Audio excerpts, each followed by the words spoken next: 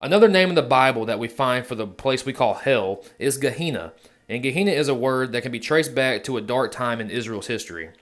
It was actually a location south of Jerusalem. It was a ravine, and for whatever reason, it became a prime location for the worshiping of the false god Molech, which included child sacrifice. Eventually, this ravine became a seed dump where people would bring their trash and their waste. If you know anything about a dump, they handle all the rubbish in one of two ways. They burn it or they bury it.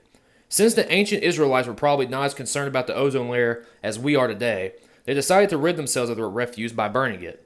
This continuous fire of burning rubbish became a prominent backdrop in Jewish culture as a way to explain hell. Jesus often used the conditions of Gehenna to illustrate the perils of hell and what constitutes a person being banished there. In Matthew chapter 5 verse 22, the Lord said, "But I say to you that whoever is angry with his brother without a cause shall be in danger of the judgment. And whoever says to his brother, Raka, shall be in danger of the council. But whoever says, you fool, shall be in danger of hellfire." Hellfire in the verse in the original Greek is Gehenna. For Jesus to utilize this in his explanation of hell meant that he was drawing similarities from a known location in Jewish culture to help the people understand what he was talking about.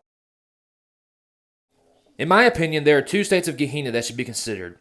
The original state of Gehenna was a place of wickedness where people previously harnessed demonic power by worshiping false gods and sacrificing to them.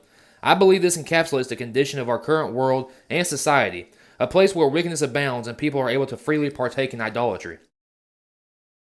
Fast forward to its repurposing of being a place where the waste goes, Gehenna's former glory was no more, and it was then used as a place of utter waste, a place where the crap goes.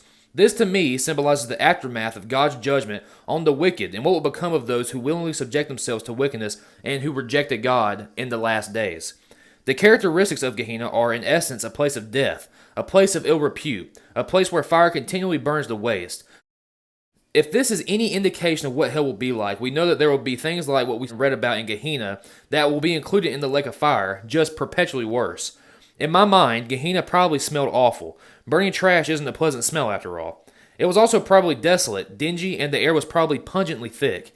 The fire that consumed the waste was probably hot and unbearable too. Lastly, Gehenna was not a particularly desired place for people to go to. It was far out of the city, away from anything that was good.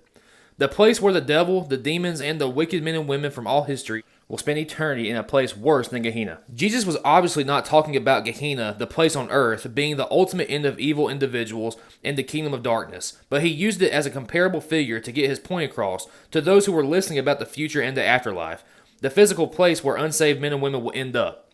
It will be far from the glory and kingdom of God, far from his goodness. It will be far out into the recess of existence, in the utter darkness of separation and misery. It's not a place that you want to go.